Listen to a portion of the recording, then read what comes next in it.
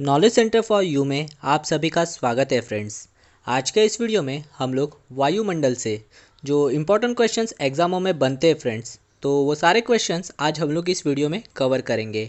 तो इस विषय पर फ्रेंड्स किस प्रकार के क्वेश्चंस बनते हैं, तो एग्ज़ामों में पूछ लिया जाता है फ्रेंड्स। वायुमंडल की सबसे पहले तो परतें पूछ ली जाती है, कितने परतों में वायुमंडल बटा हुआ है।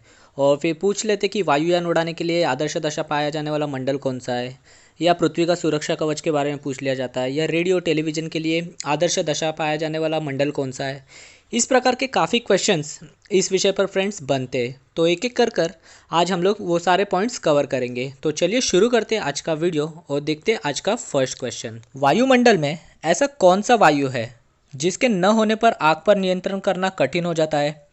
तो ऐसा कौन सा वायु है? तो ये है ऑप्शन डी, नाइट्रोजन।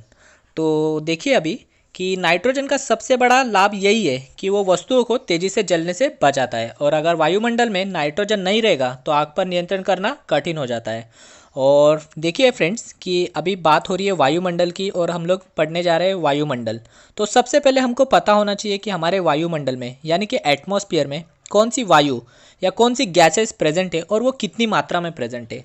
अगर एग्जाम में क्वेश्चन बन जाए कि वायुमंडल में सर्वाधिक मात्रा में प्रेजेंट वायु कौन सी है, सर्वाधिक मात्रा में पाया जाने वाला वायु कौन सा है, तो वो है नाइट्रोजन। ठीक है, तो नाइट्रोजन ये 78% मात्रा में पाया जाता है एटमॉस्फेयर में। ठीक है, तो एटमॉस्फेयर में सर्वाधिक मात्रा में पाया जाने वाला वायु है नाइट्रोजन 78%। उसके बाद पाया जाता है ऑक्सीजन। ऑक्सीजन पाया जाता है लगभग 21%, 21% यानी 20.93% ये वायुमंडल में पाया जाता है। उसके बाद आर्गॉन है 0.93% और कार्बन डाइऑक्साइड है 0.03%। तो ये भी आप लोग याद रखिए, एग्जामों में यहाँ से भी क्वेश्चन बन सकते हैं फ्रेंड्स। नाइट्रोजन से आपको ये याद रखना है कि नाइट्रोजन से पेड़ों पौधों में प्रोटीन निर्माण का कार्य होता है और जो भोजन का मुख्य अंग है। ठीक है, और अगर आपसे पूछ ले कि ये नाइट्रोजन गैस है तो ये वायुमंडल में कितनी किलोमीटर तक ऊंचाई में फैला हुआ है, तो ये लगभग 128 किलोमीटर इतनी ऊंचाई पर ये नाइट्रोजन गैस फैला हुआ है।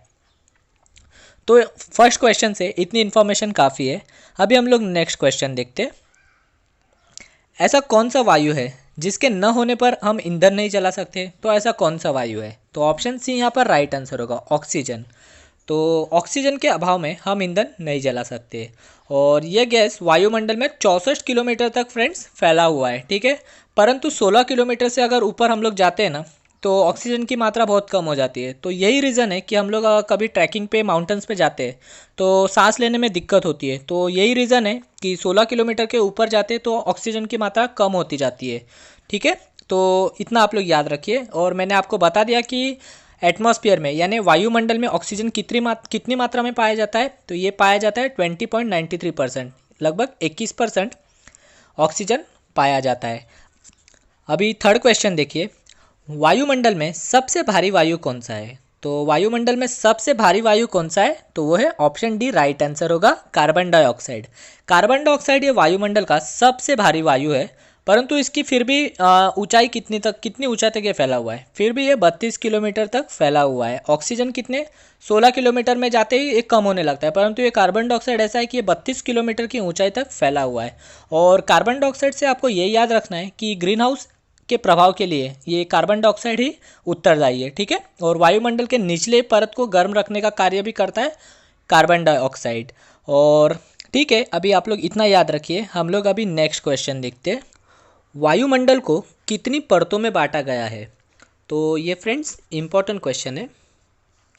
तो अभी देखिए, वायुमंडल को 5 प्रमुख परतों में बांटा गया है। ठीक है, ऑप्शन डी यहाँ पर राइट आंसर होगा हमारा। और कौन सी 5 परतों में बांटा हुआ है? तो याद रखिए, शोभ मंडल, शोभ मंडल यानी कि ट्रोपोस्फेयर। फिर सेकंड है समताप मंडल, समताप मंडल यानी कि स्ट्रेटोस्फेयर।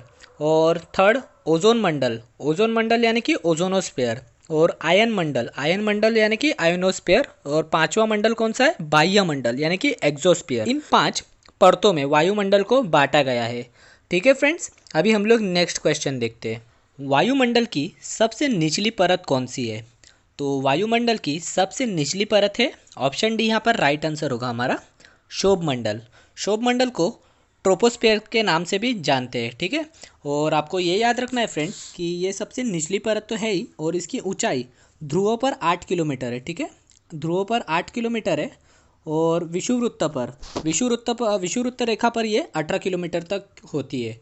और क्षोभ मंडल से आपको ये याद रखना है, ये इंपॉर्टेंट पॉइंट है मैं आपको जो बताने जा रहा हूँ, कि सभी वायुमंडलीय घटनाएं जैसे कि बादल, आंधी और वर्षा, तो ये सब क्षोभ मंडल में ही होती है। तो अगर एग्जाम में क्वेश्चन बन जाए कि बादल, आंधी, वर्षा ये कौन से मंडल में होती है, ये सारी घटनाएं कौन से मंडल में होती है, तो याद रखिए कि ये क्षोभ मंडल में होती है। ट्रोपोस्फियर में ही बादल, आंधी एवं वर्षा होता है। अभी नेक्स्ट क्वेश्चन देखते हैं। वायुयान उड़ाने के लिए आदर्श ऐसा कौन सा मंडल है? तो ये भी इम्पोर्टेंट क्वेश्चन है फ्रेंड्स। तो वायुयान उड़ाने के लिए ऑप्शन यहाँ पर देखिए, ए राइट होगा। समताप मंडल आदर्श पाया जाता है वायुयान उड़ाने के लिए। और समताप मंडल ये 18 से 32 किलोमीटर तक, ठीक है, ये आप लोग याद रखिए, 18 से 32 किलोमीटर की ऊंचाई तक ये फैलाव तक है। समताप मंडल 18 से 32 किलोमीटर की ऊंचाई तक है और इसमें ताप समान रहता है। और आपको क्या याद रखना है कि इसमें मौसमी घटनाएं जैसे आंधी, बादलों की गरज, बिजली का कड़कना, धूलकण एवं जल बाष्प आदि कुछ नहीं होता। तो यही कारण है कि हम लोग वायुयान बड़ी आसानी से और बिना दिक्कत के इस मंडल में उड़ा सकते हैं। जो भी घटनाएं होती है, जो वायुमंडलीय घटना, जो भी मुख्य घटनाएं, बादल, आंधी, वर्षा, तो वो सारे होते हैं क्षोभ मंडल में। और उसके ऊपर का मंडल है समताप मंडल। तो समताप मंडल में ऐसी कुछ भी घटनाएं नहीं होती, इसलिए वायुयान उड़ाने के लिए सबसे आदर्श दशा पाया जाता है समताप मंडल को। समताप मंडल को स्ट्रेटोस्फीयर के नाम से भी जानते हैं। ठीक है फ्रेंड्स, अभी हम लोग नेक्स्ट क्वेश्चन देखते हैं। पृथ्वी का सुरक्षा कवच किसे कहते हैं?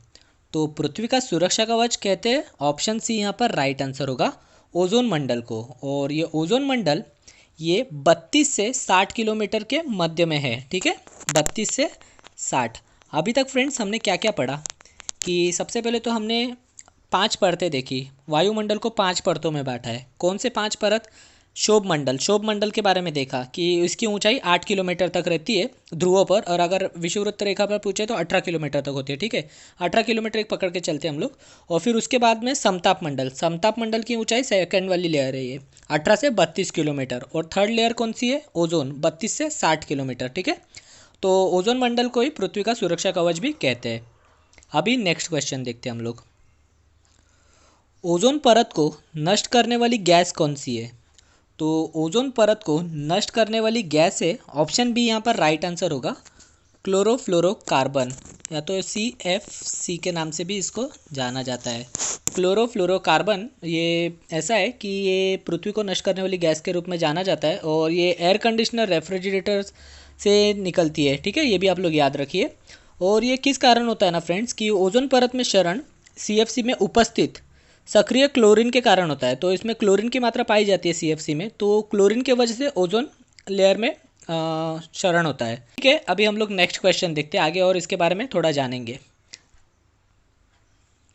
अभी यहाँ पर क्वेश्चन बन गया कि मुख्य वायुमंडलीय घटनाएं जैसे बादल, आंधी, वर्षा ये किस मंडल में होता है? तो इसके बारे में मैंने फ्रेंड्स आप सभी को एक्सप्लेन कर दिया है। तो अभी आपको इसका आंसर सभी को पता होना चाहिए। इसका राइट आंसर होगा क्षोभ मंडल, ऑप्शन डी यहाँ पर राइट आंसर होगा। तो सारी वायुमंडलीय घटनाएं, बादल, आंधी, वर्षा, ये होता है क्षोभ मंडल में। क्षोभ मंडल को ट्रोपोस्फियर कहते हैं। अभी नेक्स्ट क्वेश्चन देखते हैं। रेडियो टेलीविज़न के लिए आदर्श ऐसा कौन सा मंडल है? तो रेडियो टेलीविज़न के लिए आदर्श मंडल है, ऑप्शन बी यहाँ पर राइट आंसर होगा, आयन मंडल। आयन मंडल को हम आयनोस्फीयर के नाम से भी जानते हैं। और अभी तक हमने फ्रेंड्स 3 लेयर के बारे में पढ़ा, ये चौथी लेयर है। कौन सी 3 लेयर पढ़ ली? क्षोभ मंडल 8 से 18 किलोमीटर, फिर समताप मंडल 18 से 32 किलोमीटर तक रहता है, फिर ओजोन मंडल 32 से 60 किलोमीटर के मध्य में रहता है, और आयन मंडल यानी कि आयनोस्फीयर ये रहता है 60 से 640 किलोमीटर के रेंज में, ये आयन मंडल है। तो रेडियो टेलीविज़न के लिए आदर्श ऐसा मंडल है आयन मंडल। अभी हम लोग नेक्स्ट क्वेश्चन देखते हैं। ओजोन परत की मोटाई नापने के लिए किस इकाई का प्रयोग किया जाता है? ओजोन परत की मोटाई नापने के लिए इस्तेमाल किया जाता है डॉप्सन एकक को। ठीक है, ऑप्शन बी यहाँ पर राइट आंसर होगा। और अभी नेक्स्ट क्वेश्चन देखते हैं हम लोग। वायुमंडल का गर्म होने का कारण क्या है? तो वायुमंडल किस वजह से गर्म होता है फ्रेंड्स? विकिरण, संचालन, संवहन, अभिवहन। ये वायुमंडल गर्म होने का सबसे इम्पोर्टेंट कारण है संवहन। तो ऑप्शन सी यहाँ पर राइट आंसर होगा। संवहन को हम लोग कन्वेक्शन कहते हैं, कन्वेक्शन, ठीक है।